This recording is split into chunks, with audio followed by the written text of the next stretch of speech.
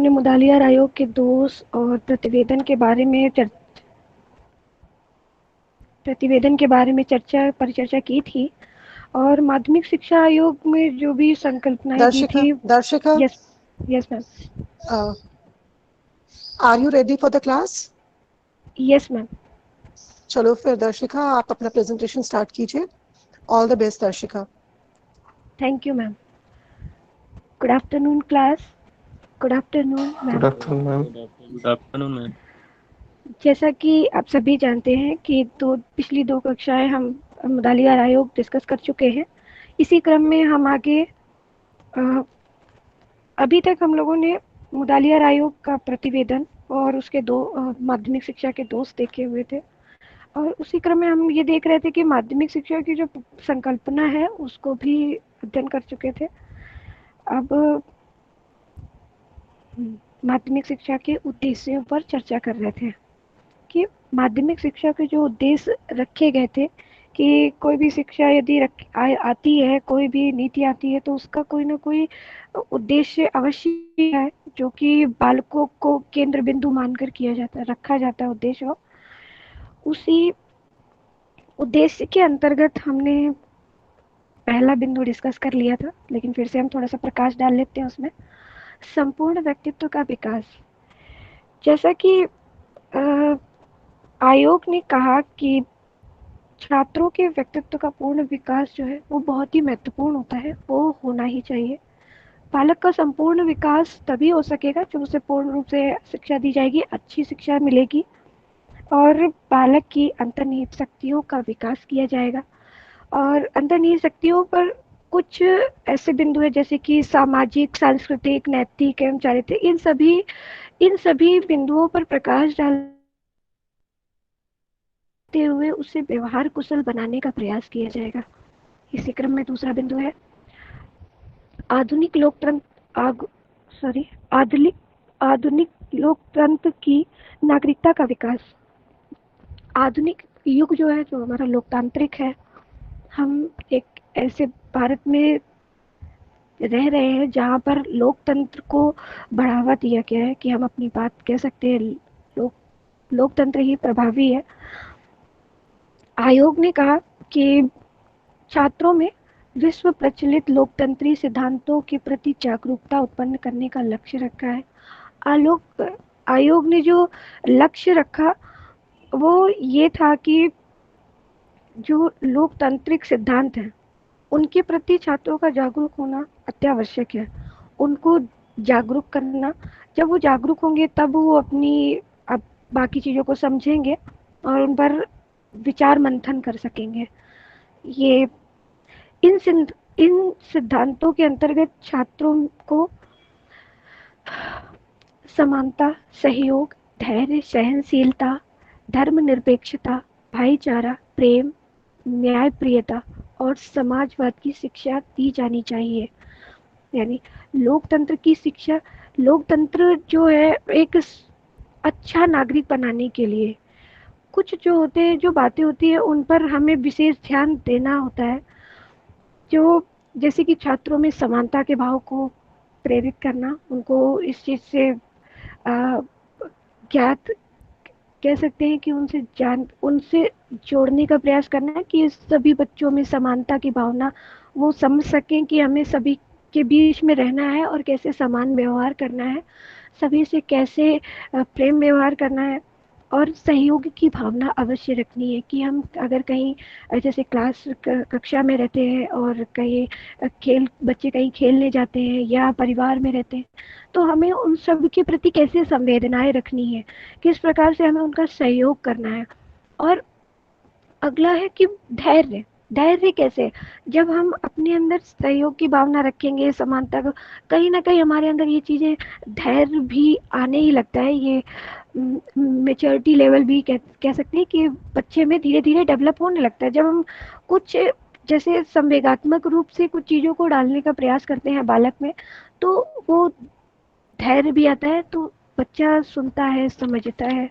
और जब हम धैर्य जैसे गुण को डेवलप करते हैं बालक में तो उसे नैतिकता सिखाते हैं, ताकि जब नैतिकता वो सीखेगा तो वो समझ पाएगा कि हम अपने बड़ों की बात को सुने समझें।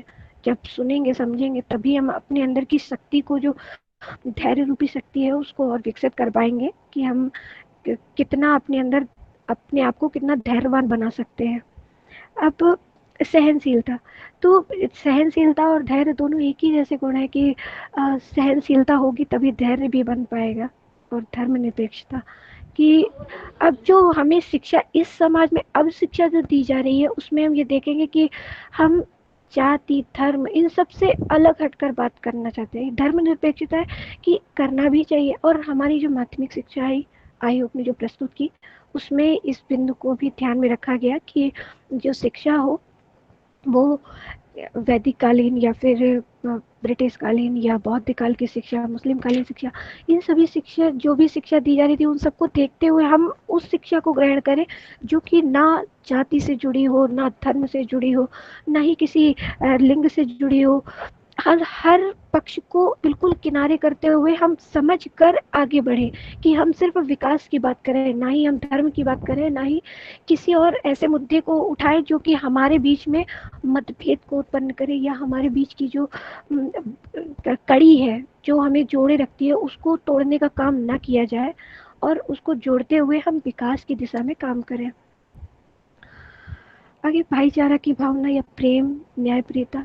जब हम धर्मनिरपेक्ष हो जाते हैं या हमारी विचारधारा बिल्कुल हर चीज़ से अलग हो, जाति धर्म से अलग हटकर हो जाती है, तो हम प्रेम भी उत्पन्न होता है कि हम सभी के लिए प्रेम की भावना आती है। और जब धर्मनिरपेक्ष कहते हैं कि जब हम बिल्कुल एक संप्रदाय, एक सब चीज़ों से हटके जब हम बातचीत करने लगते हैं तो हमारे अंदर जो न्याय का गुण है वो भी डेवलप होता है कि हम सबको एक समान दृष्टि से देखना प्रारंभ करते हैं।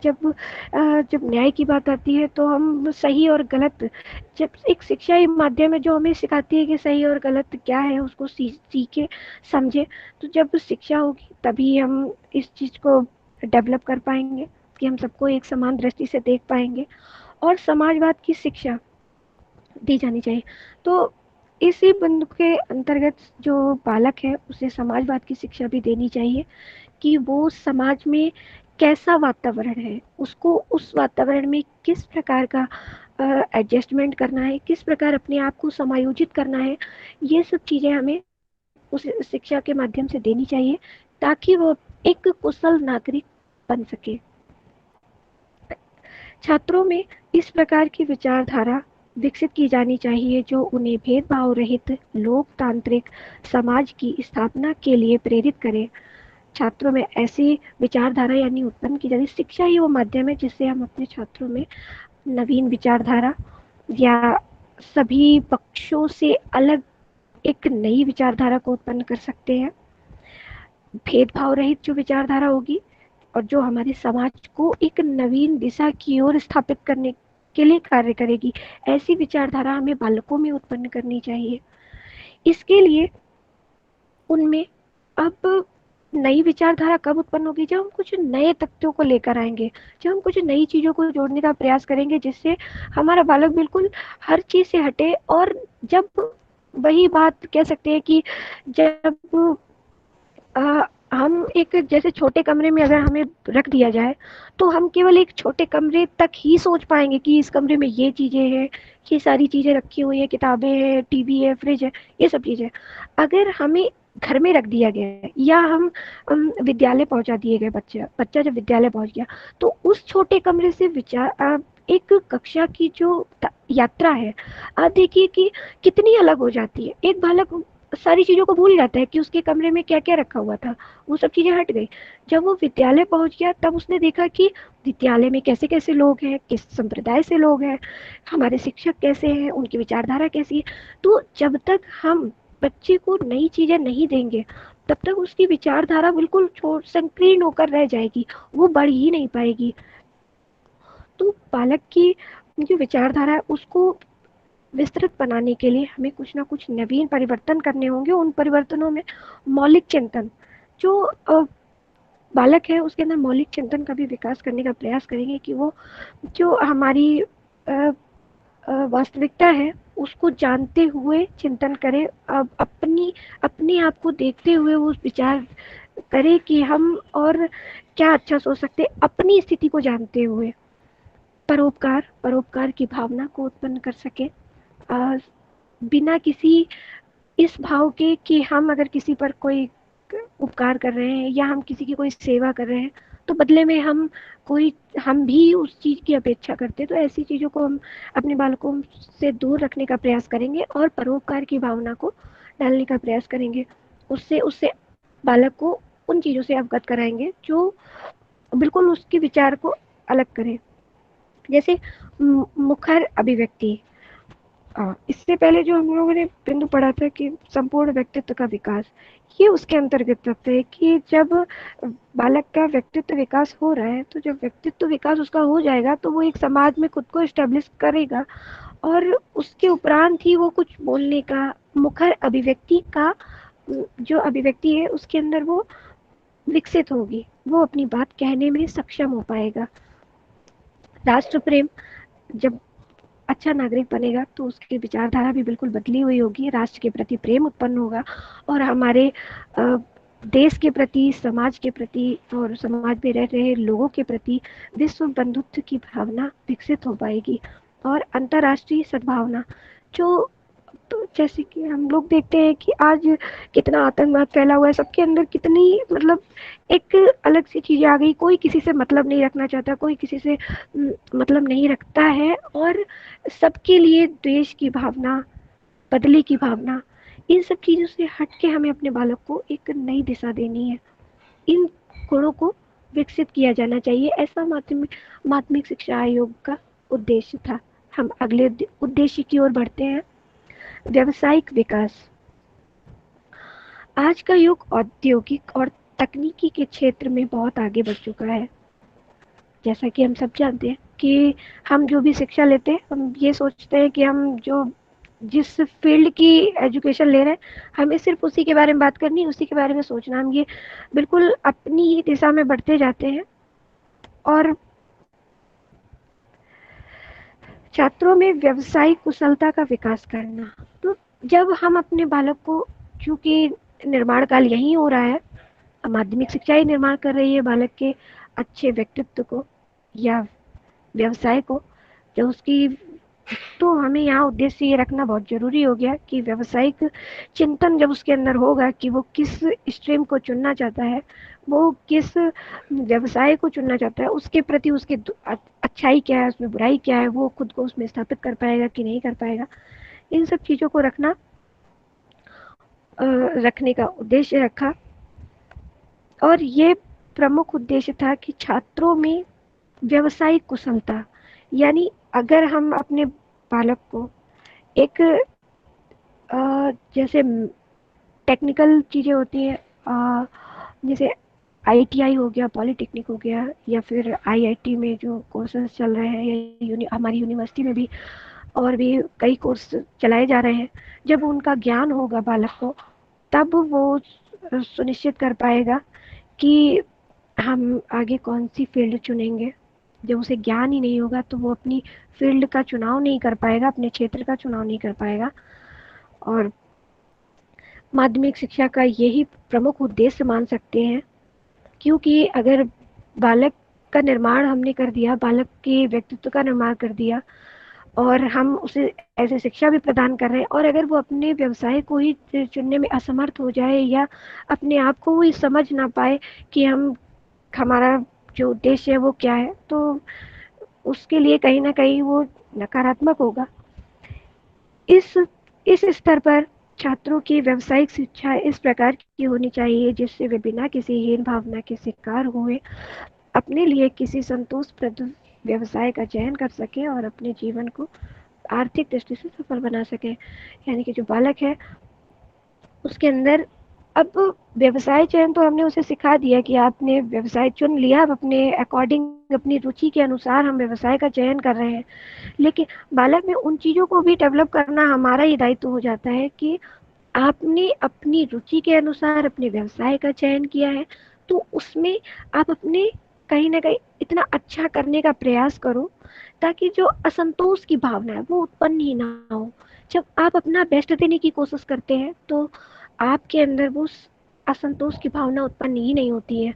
क्योंकि जब तक आप कहते हैं कि आप अपना बेस्ट नहीं करते हैं, जैसे मान लीजिए अपनी क्लास में ही सभी लोग प्रेजेंटेशन अच्छा देने का प्रयास करते हैं, लेकिन जो लोग नहीं दे पाते अच्छा, तो कहीं ना कहीं उनको अपनी गलती का रियलाइज होता है कि हाँ हम और अच्छा कर सकते थे लेकिन नहीं कर पाए।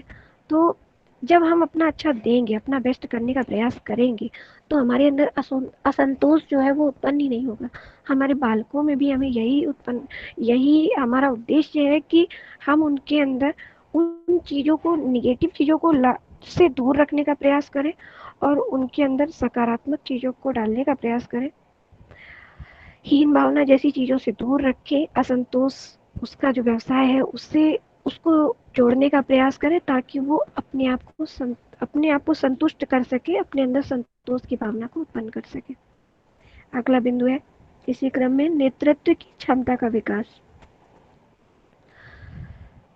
हमारी शिक्षा हमें क्यों दी जा रही है, इसका उद्देश्य क्या है। जब तक हम एक एक व्यक्ति होने के नाते हम अपनी चीज़ों को, या ये कह दीजिए कि अपने घर, अपने आसपास के वातावरण, जब तक खुद हम खुद को स्टेब्लिश नहीं करेंगे, या कह दीजिए कि हम खुद चीज़ों को समझते हुए हम दिशा निर्देश नहीं देंगे किसी को, कि जैसे एक परिवार में ही मुखिया होते हैं, घर के मुखिया पिताजी होते हैं, तो वो अपनी फैमिली को बताते हैं कि भाई माता जी को ये करना है, बच्चे को ये करना है, बेटी को ये करना है, सब चीज़ें पिताजी उसका नेतृत्व करते हैं। तो जो बालक है या बालिका है, तो उसके अंदर ये गुण भी विद्यमान हमें करने हैं, उनको डालने का प्रयास करना है कि आपको कैसे नेतृत्व करना है, अपनी बात कैसे रखनी है, या सबको कैसे बताना है, क्या कहना है। जो जो वर्तमान युग है हमारा, राष्ट्र को ऐसे व्यक्तित्व की बहुत बड़ी आवश्यकता है जो कि जीवन के विभिन्न क्षेत्रों में कुशल नेतृत्व प्रदान किया जा सके। जो हमारा इस समय जो वर्तमान क्षेत्र चल रहा है, वर्तमान जो स्थितियां चल रही हैं, उसमें हर व्यक्ति को अपने परिवार, अपने देश, अपने हर स्थान पे जहाँ पे भी वो है इस समय, उसे नेतृत्व करना चाहिए, समझना चाहिए, उसकी विचारधारा ऐसी होनी चाहिए कि वो वहाँ पे जैसी परिस्थिति वो नेतृत्व कर सके। कुशल नेतृत्व की भावना या कुशल नेतृत्व के गुण को विकसित करना हमारा उद्देश्य है। आयोग के अनुसार नेतृत्व शक्ति का विकास लोकतंत्र की सफलता के लिए बहुत आवश्यक है। अतः माध्यमिक शिक्षा को इस उद्देश्य की पूर्ति करनी चाहिए। माध्यमिक शिक्षा ने इस उद्देश्य को भी महत्व दिया है कि लोक नेतृत्व शक्ति का अगर विकास होगा, सही रूप से होगा, तो लोकतंत्र को भी सफलता मिलेगी, हम अपने देश को भी एक नई दिशा दे पाएंगे। ये नहीं होगा कि अगर मान लीजिए कि अब एक अपने क्षेत्र से मान लीजिए एक जो है व्यक्ति, वो बहुत ही ज़्यादा नेतृत्व क्षमता उसके अंदर है, उसके अंदर उसका व्यक्तित्व तो अच्छा है, बस वही कहते हैं नेतागिरी कर रहा है। तो ऐसा नहीं है कि एक ही व्यक्ति कर सकता है। ये अपने बालक में भी हमें डालना है कि अगर आपकी विचारधारा सुदृढ़ है, आप अच्छा सोच सकते हैं अपने देश के लिए, अपने समाज के लिए, अपने से रिलेटेड लोगों के लिए, अगर कुछ नया परिवर्तन ला सकते हैं, तो आपके अंदर वो नेतृत्व की क्षमता उत्पन्न करनी है, आपको खुद भी उत्पन्न करनी है, और आपका जो पाठ्यक्रम है वो भी ऐसा है कि आपके अंदर उन चीज़ों को डेवलप करना है कि आप ये ना सोचे कि नहीं, अगर ये हमें ये निर्देश देंगे तो ही हम काम करेंगे। ये होना चाहिए कि हमें पता है कि हमें अपने जीवन में या हम अपनी चीज़ों के लिए कहाँ किस तरह का काम करेंगे, ये हमें खुद अपने अंदर इन गुणों को विकसित करना होगा। हमें किसी दूसरे का सहारा नहीं लेना है कि वो हम क्या करेंगे, ये वो हमें दिशा निर्देश दे रहा है। इसी क्रम में अगला बिंदु है नैतिक एवं चारित्रिक विकास। आयोग ने माध्यमिक शिक्षा के एक महत्वपूर्ण उद्देश्य के रूप में छात्रों में नैतिक, चारित्रिक एवं आध्यात्मिक विकास पर भी पर्याप्त जोर दिया है। इसके अनुसार यह विकास लोकतांत्रिक मर्यादाओं के अंतर्गत नहीं होना चाहिए।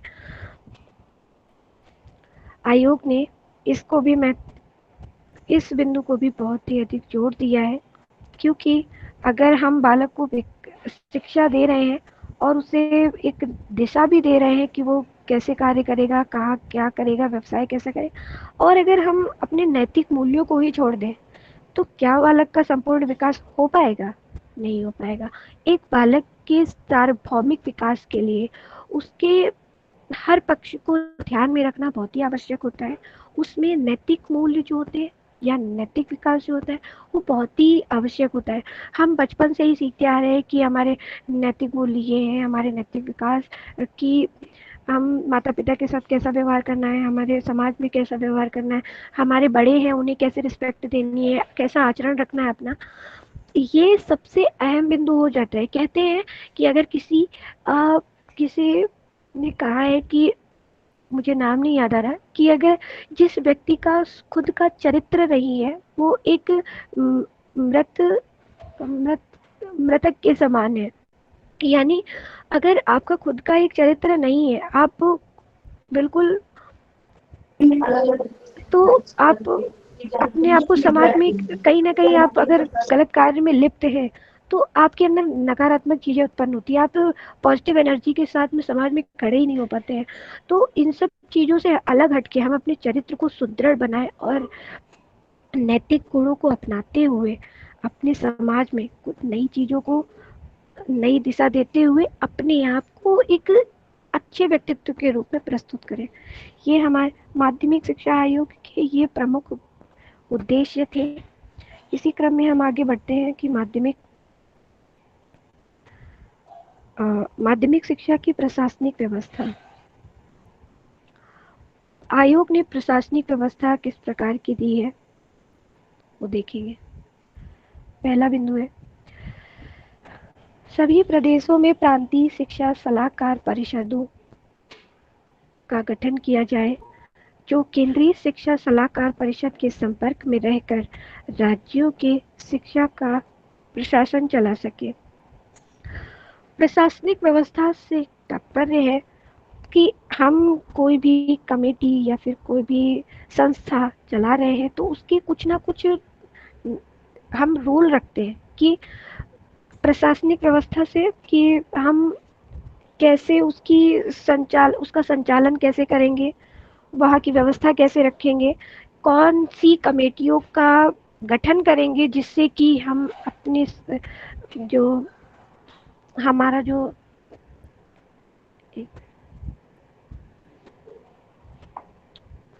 हमारा जो संगठन है वो कैसे अच्छा हो सकता है।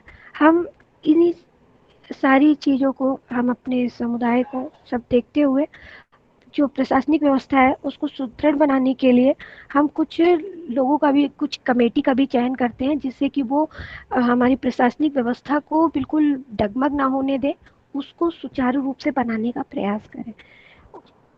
सभी प्रदेशों में प्रांतीय शिक्षा, मतलब जो अब हम बात कर रहे थे, अगर ये शिक्षा आई थी तो केवल एक पर्टिकुलर एक राज्य के लिए नहीं थी, तो पूरे देश के लिए थी। तो अब हमारा पहला कार्य यही हो जाता है कि हम जो जो भी कार्य करेंगे वो पूरे समुदाय, पूरे राज्यों को, प्रांतों को देखते हुए करेंगे। तो आयोग ने प्रशासनिक व्यवस्था में ऐसे शिक्षा सलाहकार परिषद के गठन के लिए आग्रह कहा कि जो कि केंद्रीय शिक्षा सलाहकार के संपर्क में रहकर राज्यों की शिक्षा का प्रशासन करे। यानी कि जो हमारा जो प्रशासन है उसे अच्छा बनाने का प्रयास करें।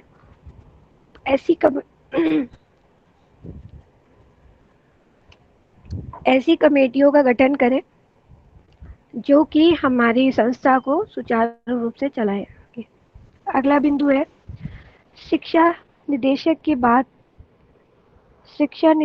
बाद को संयुक्त सचिव के समकक्ष कर दिया जाना चाहिए।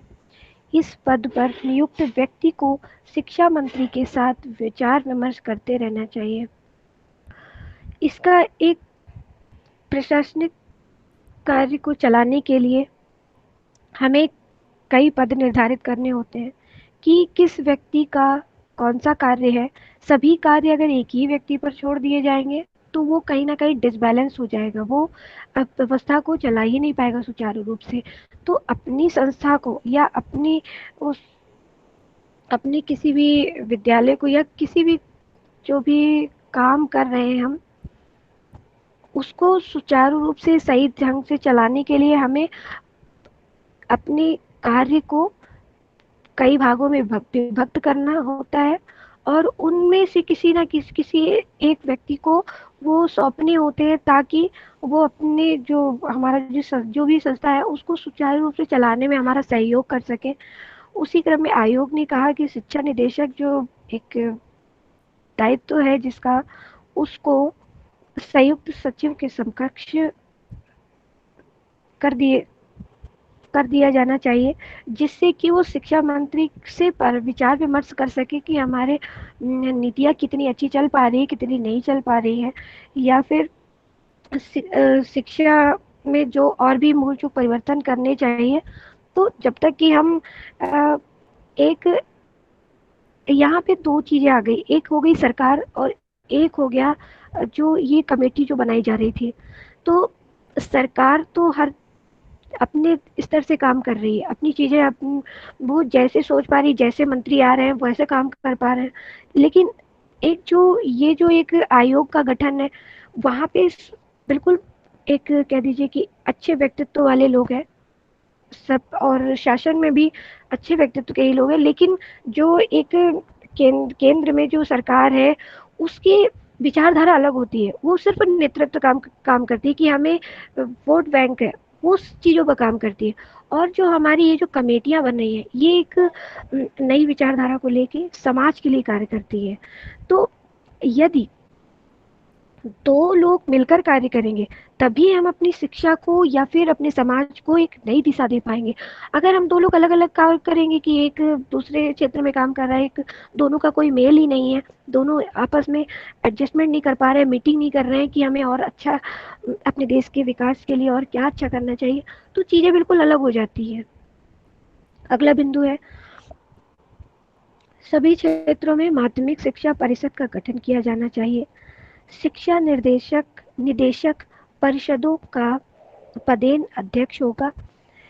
यह परिषद प्रदेश की शिक्षा संबंधी प्रशासनिक गतिविधियों के अंतर्गत विद्यालयों की मान्यता, अंतिम परीक्षा का संचालन तथा पाठ्यक्रम निर्माण आदि कार्य करेगी।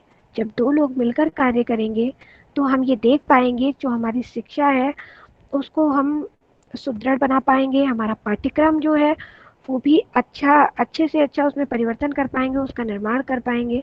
और जो परीक्षा संचालन है, जब एक आयोग का गठन किया गया, उसमें शिक्षा देने का कार्य तो शिक्षकों को हो गया, लेकिन जो एक परीक्षा हो गया, परीक्षा संचालन वो एक प्रशासनिक व्यवस्था के अंतर्गत ही आता है कि शिक्षक का कार्य है वो शिक्षा देगा, और जो आगे की जो संकल्पनाएं हैं और भी चीजें हैं जो संचालन करने का परीक्षा संचालन प्रक्रिया है, वो दूसरे व्यक्ति के अंतर्गत आती है। आयोग ने कहा कि जो हम परिषद का गठन कर रहे हैं उसका एक अध्यक्ष होगा, वो शिक्षा की जो भी संबंधी गतिविधियां हैं उनको देखेगा, उनको समझेगा कि क्या अच्छा हो रहा है, क्या अच्छा नहीं कर पा रहे हैं, कौन सी नवीन गतिविधियां हैं जिनको हम कर सकते हैं, उनको जोड़ने का प्रयास करेगा। अगला बिंदु है, सभी प्रांतों में तकनीकी शिक्षा परिषद का गठन किया जाए, जो अखिल भारतीय तकनीकी शिक्षा परिषद के साथ मिलकर कार्य करे। अब आयोग ने कहा कि वैसे हम देख सकते हैं कि अगर कोई एक व्यक्ति ही पूरे देश को चलाने का प्रयास करेगा तो वो नहीं चला पाएगा, लेकिन राज्यों में विभक्त किया जाए और राज्यों में भी अलग अलग कमेटियां बनाई जाए, अलग अलग व्यवस्थापिका हैं और भी प्रशासनिक व्यवस्थाएं के अंतर्गत और भी निदेशक हैं और अखिल भारतीय जैसे और भी परिषद है, वो मिलकर कार्य करेंगे, अलग अलग दिशा में कार्य करेंगे, और जो उनका जो संगठन है वो एक ही जगह पर रहेगा। मतलब कहने का सेंस कि कार्य करना और एक विचारधारा से कार्य करना, ये बहुत ही महत्वपूर्ण होता है कि हम काम तो करते हैं कि हम ये काम कर रहा है। जैसे किसी भी परिषद में, किसी भी संगठन में देख लीजिए कि 4 लोग होते हैं, चारों अपने-अपने तरीके से काम कर रहे हैं। अगर वो 4 लोग एक जगह बैठकर नहीं देखेंगे कि हम किस क्षेत्र में कितना काम कर गए हैं या किस क्षेत्र में कितना ज़ीरो लेवल पर है, अगर हम इन चीज़ों पर डिस्कस नहीं करेंगे, मंत्रणा नहीं करेंगे, विचार विचार विमर्श नहीं करेंगे, तब तक हम अपनी नीतियों को अच्छे से सुचारू रूप से चला ही नहीं पाएंगे। अगला बिंदु है, व्यक्तिगत विद्यालयों का प्रशासन निजी प्रबंधन समितियों द्वारा चलाया जाना चाहिए। इन प्रबंधन समितियों का पंजीकरण कंपनी अधिनियम के अंतर्गत किया जाना चाहिए। आयोग ने व्यक्तिगत विद्यालयों पर भी प्रकाश डाला कि व्यक्तिगत विद्यालय जो प्रशासन निजी प्रबंधन है, वो जो समितियां जो चलाई जा रही हैं, उनका भी एक पंजीकरण होगा, जिससे कि हम उन पर भी ध्यान दे पाएंगे कि वो किस प्रकार की शिक्षा दे रहे हैं, किस प्रकार से काम कर रहे हैं, किस तरह की दिशा देने का कार्य कर रहे हैं। ऐसा ना हो कि जैसे हम देखते हैं कि हमारे जो देश में कई सारे बोर्ड बनाए गए, आईसीएसई, सीबीएसई और यूपी बोर्ड और भी अगर हम इनका पंजीकरण नहीं कराएंगे और इन पर ध्यान नहीं देंगे कि ये किस प्रकार की शिक्षा दे रहे हैं, अपने किस प्रकार का पाठ्यक्रम लागू कर रहे हैं और किस ढंग से शिक्षा को देने का प्रयास कर रहे हैं, तब तक जो हमारी व्यवस्था है वो बिल्कुल अच्छे से कार्य नहीं करेगी या डगमगा जाएगी। तो जो भी कार्य होगा वो पंजीकृत होने के साथ ही होगा। ये जब भी कोई बोर्ड, मान लीजिए कोई विद्यालय है कि हमें स्थापना करनी विद्यालय की, तो हम अपनी नीतियों, अपने उद्देश्यों को लेते हैं, अपने लक्ष्यों को लेते हैं। उन लक्ष्यों को लेने के बाद में हम उसका पंजीयन कराते हैं, जिससे कि हम, और जहाँ पंजीयन कर, जैसे किसी भी बोर्ड में, सीबीएसई, आईसीएसई या यूपी बोर्ड, किसी में हम पंजीयन कराते हैं तो ये अपने उद्देश्य बताते हैं कि हम इन उद्देश्यों पर कार्य कर रहे हैं। जो आयोग बना उसने इस पर जोर दिया कि हम इससे ये जान पाएंगे कि हमारे समाज में या हमारे देश के अंदर जो विद्यालय कार्य कर रहे हैं वो किस प्रकार की शिक्षा बालकों में प्रसारित कर रहे हैं। तो इसके लिए एक व्यवस्था भी इसका प्रशासनिक व्यवस्था पर जोर दिया कि हर एक, अब कह सकते हैं कि जब भी हम कोई कार्य करते हैं तो उसके कई क्षेत्र होते हैं, कई स्ट्रीम होते हैं, तो सबको का सभी दिशाओं में सुचारू रूप से चलने के लिए एक एक वे में, एक गति में चलने के लिए, व्यवस्था को बढ़ाने के लिए हमें सभी पक्षों पर ध्यान रखना होता है। आयोग ने इस पक्ष पर भी ध्यान दिया कि इसको इस नियम के अंतर्गत रखना चाहिए, जिससे हम अपनी माध्यमिक शिक्षा को ये नई दिशा दे पाए।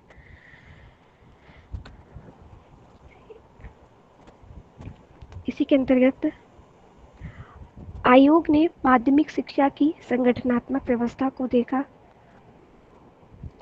नवीन संगठनात्मक व्यवस्था को प्रस्तुत करते हुए आयोग ने कहा कि माध्यमिक शिक्षा का प्रारंभ प्राथमिक शिक्षा की कक्षा 5 उत्तीर्ण करने के बाद होनी चाहिए। आयोग ने ये कहा कि जो हम बालक को शिक्षा देने जा रहे हैं वो डायरेक्ट वहाँ से ही नहीं शुरू करेंगे, माध्यमिक शिक्षा से ही नहीं शुरू करेंगे। हम जैसे कि हम अपने उसमें पढ़ते हैं कि पूर्व ज्ञान से नवीन ज्ञान की ओर जोड़ने का प्रयास करते हैं। तो बालक को जब हम आगे क्या शिक्षा देने वाले हैं, उस शिक्षा को यदि उसकी पूर्व कक्षा से जोड़ने का प्रयास करेंगे तो उसको, बालक को चीज़ें समझ भी आएंगी और वो कहीं ना कहीं अच्छा करने का प्रयास करेगा, समझ के आगे बढ़ने का प्रयास करेगा। अगर हम अचानक से कक्षा 6 में नई चीज़ें बालक के सामने रख दी जाएंगी तो वो ये नहीं समझ पाएगा कि ये सब, जैसे कि पहले होता था कि माध्यमिक शिक्षा में कि क्लास 6 से ही इंग्लिश पढ़ाई जाती थी। कई लोगों के साथ ऐसा हुआ कि इंग्लिश अचानक से मिल जाती थी तो नहीं समझ पाते, उसमें नहीं अच्छा कर पाते थे, कहीं ना कहीं। इंग्लिश कह दे, इंग्लिश में कैसा करते थे? इंग्लिश कहोगी फिर से तुम? इंग्लिश बोलो, इंग्लिश आशिका बोल दो एक बार। इंग्लिश हाँ शाबाश। ओके, तो अंग्रेजी अचानक से कक्षा 6 में आ जाती थी, तो बच्चे उसमें अच्छा नहीं कर पाते थे। और फिर आयोग ने इस बात पर जोर दिया कि जो इससे कक्षा जो भी हम पाठ्यक्रम है वो अचानक से नहीं लाएंगे, और पूर्व कक्षाओं से आगे कक्षा को जोड़ने का प्रयास करेंगे। और जो भी विषय है या जो भी पाठ्यक्रम है वो हम अपनी प्राथमिक कक्षाओं में भी देने का प्रयास करेंगे, जिससे कि हम जो बच्चे हैं वो क्लास 5th को उत्तीर्ण करने के बाद जब 6th क्लास में जाएंगे तो वो अच्छे से उन चीज़ों को समझेंगे और उनमें भी उनकी रुचि उत्पन्न होगी, जिससे कि वो अपना जो ज्ञान है उसको और बढ़ाने का प्रयास करें। जब किसी भी विषय में या पाठ्यक्रम में हमारी रुचि उत्पन्न होती है तो हम कहीं ना कहीं उसके बारे में और अधिक जानने का प्रयास करते हैं कि इसमें और अच्छा क्या हो सकता है और हम इसमें और ज़्यादा क्या समझ सकते हैं। इन सब चीज़ों को भी हम देखते हैं। तो आयोग ने इस बात पर ध्यान दिया कि बालक जो है वो उसकी अरुचि ना हो, कि अचानक से कोई विषय आया तो उसके प्रति वो इंटरेक्ट नहीं हो पाता है, वो होना भी नहीं चाहता है कि ये नया सब्जेक्ट है क्या पढ़े इसमें। तो जब हम नीचे से ही बच्चों को लेकर आएंगे प्राथमिक से ही, तो बच्चे उसमें जुड़ते चले जाएंगे। आयोग ने कहा कि माध्यमिक शिक्षा की कुल अवधि 4+3 7 वर्षीय होनी चाहिए। आयोग ने ये कहा कि जो माध्यमिक शिक्षा है वो 2 भागों में बांट दी जानी चाहिए, जिसमें पहला भाग रहेगा वो 3 वर्षीय मिडिल या ये कहे कि सीनियर बेसिक शिक्षा जो दी जाती थी, तथा दूसरा भाग जो रहेगा वो 4 वर्षीय उच्च स्तर माध्यमिक शिक्षा हो। यानी तीन, अब हम लेके सीनियर बेसिक शिक्षा जो है 3 वर्षीय जो उन्होंने बांटी, ये थोड़ा सा उल्टा हो गया, 3+4 = 7 होना चाहिए। और चलो अच्छी बात है। सीनियर बेसिक शिक्षा जो थी वो 6, 7, 8 थी, जो कि हम बच्चों को स्टैंड करने की कोशिश कर रहे हैं कि उसको हर सभी विषयों का परिचय वहाँ पे करा रहे हैं, कौन कौन से विषय हो रहे हैं। तो जब हम पाठ्यक्रम को अचानक से रखेंगे तो वो चीज़ें अलग हो जाएंगी। अगर हम एक परिचयात्मक रूप से बालक के सामने पाठ्यक्रम को रखेंगे तो वो आगे जो उसका उच्चतर माध्यमिक शिक्षा जो उसे दी जाएगी उसमें वो और अच्छा कर पाएगा, वो अपनी रुचि समझ पाएगा, अपना ज्ञान अर्जन समझ पाएगा कि वो किस क्षेत्र में और ज़्यादा ज्ञान प्राप्त करना चाहता है या किस स्ट्रीम को अपनाना चाहता है।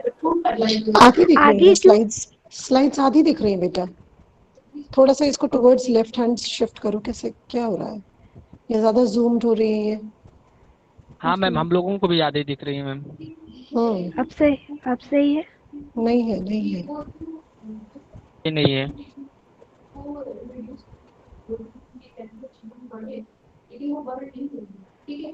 अभी सही है। नहीं, ज्यादा तारीफ हो गई ना इसकी, नो स्लाइड्स मैम, की।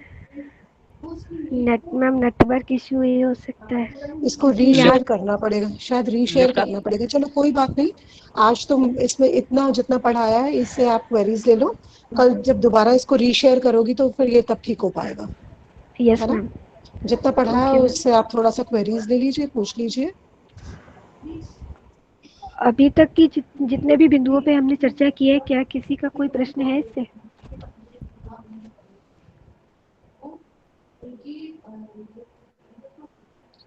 कोई चीज समझ में ना आई हो? मैम एक्चुअली बच्चों, टॉपिक अभी तक तो नॉर्मल सा ही चल रहा था, इसीलिए सबको समझ में आ गया होगा।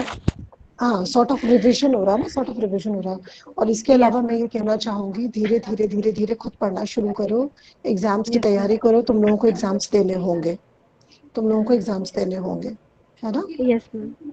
चलो ठीक है दर्शिका, इसके बाद का हम कल पढ़ेंगे, क्योंकि तुम्हारी पीपीटी भी बनी है, अच्छी है, हाँ सब कुछ है। सुबह ज्यादा तारीफ हो गई मुझे लग रहा है, तो मैम ये दिखने लगा। अब दिखने मैम वो लगा। नेटवर्क का इशू है। नेटवर्क का इशू? नेटवर्क से पीपीटी नहीं, क्योंकि पता क्योंकि नहीं। मैम यहाँ पे सही ओपन है और वहाँ पे नहीं अच्छा दिख रही, ये नहीं समझ में आ रहा।